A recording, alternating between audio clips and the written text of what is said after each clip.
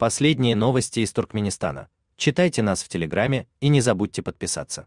Если вам нравится то, что мы делаем, поддержите нашу работу.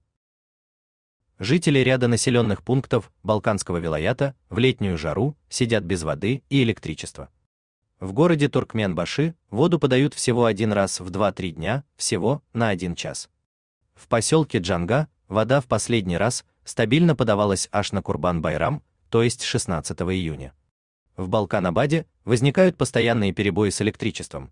Напряжение и так редко доходит до 200 вольт, но внезапно может упасть до 100, а через пару минут подняться до 250.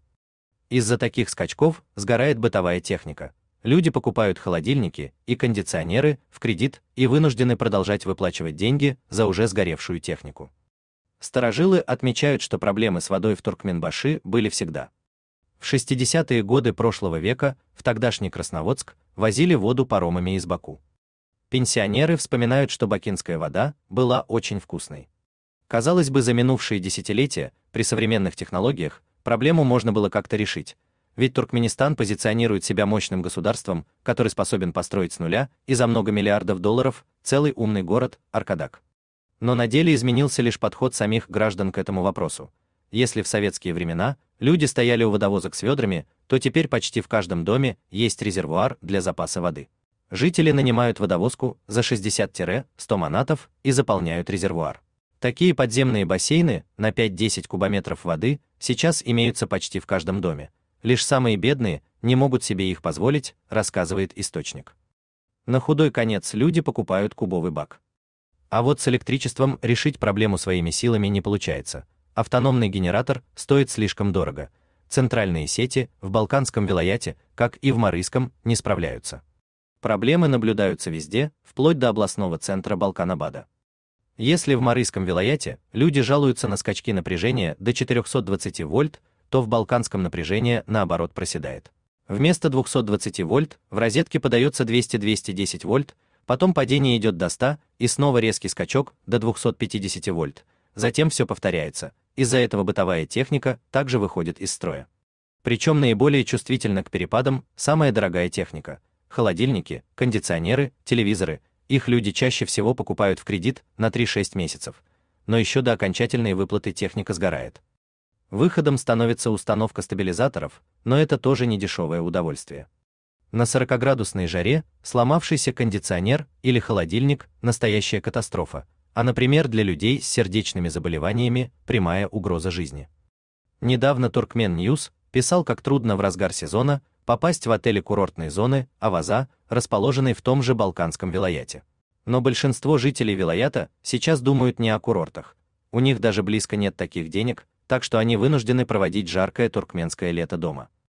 И условия у них дома далеко не курортные. Местные жители возмущаются. Страна, замахнувшаяся на строительство с нуля сначала роскошной курортной зоны, а потом целого умного города, не хочет сначала навести порядок в старых населенных пунктах.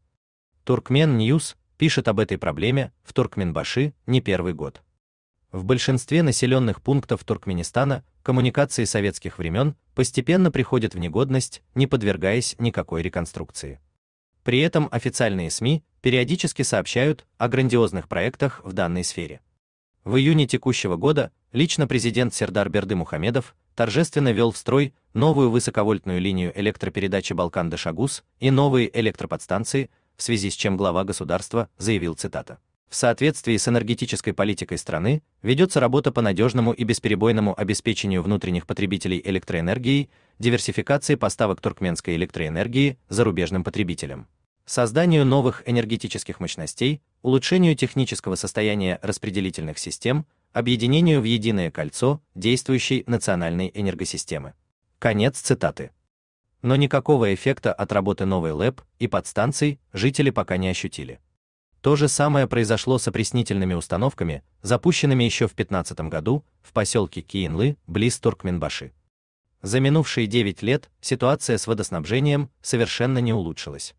А в Дашагузском вилаяте опреснительные установки запустили еще в первые годы президентства Гурбангулы Бердымухамедова.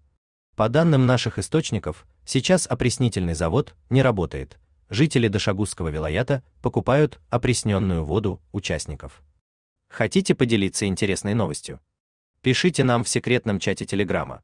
Мы никогда не раскрываем свои источники и гарантируем полную анонимность.